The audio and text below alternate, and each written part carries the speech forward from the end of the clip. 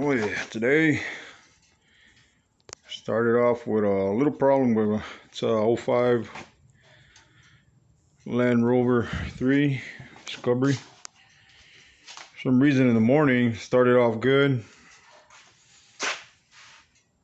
Yep, started off good and just like went down the road headed to work, and for some reason it started overheating.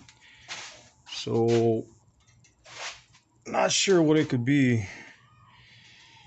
I know like last week this hose right here, the clamp, I hit a bump and it came off, and it's like, as you can see, it threw antifreeze everywhere.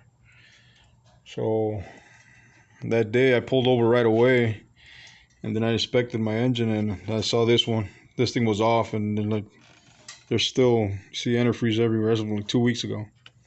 Then it ran fine, and then like I said, today in the morning tried running it ran fine for like about 5-10 minutes. All of a sudden, boom, just that the temperature gauge just rose all the way up. So super hot. Fan is blowing. So I don't know if it's the thermostat. Maybe my water pump went out. I don't know. Not sure. It's got coolant. It's overheating.